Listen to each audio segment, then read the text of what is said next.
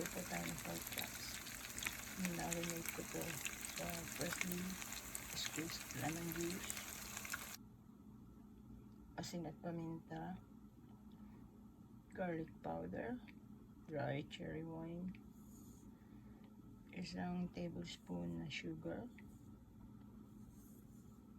tapos nilagyan ko na rin siya ng 1 beaten egg and sesame oil. Minarinate ko siya overnight. This is pork chops. Yung flour, mga 1/4 cup lang siya na all-purpose flour and 1 tablespoon of cornstarch. Then inano ko lang siya, kinoted ko lang yung pork chops.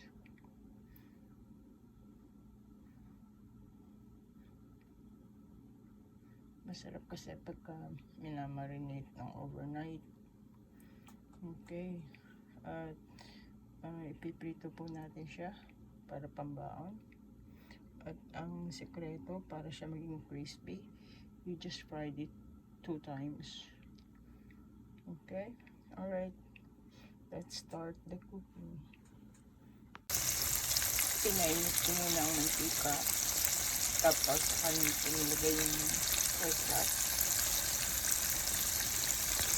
Okay.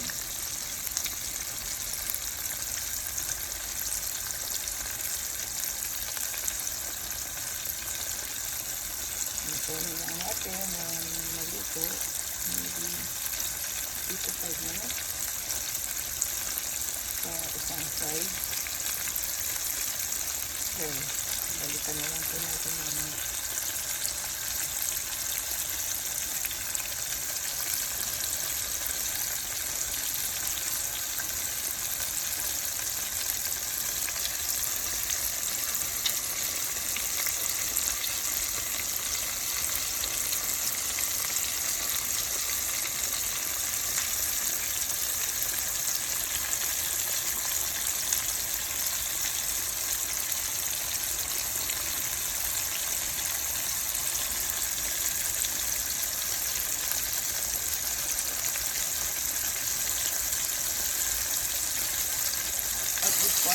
babalikan ko muna ang pork chop kasi pipitin natin siya ng 2 beses para ma-achieve natin yung sweetness ng pork chop.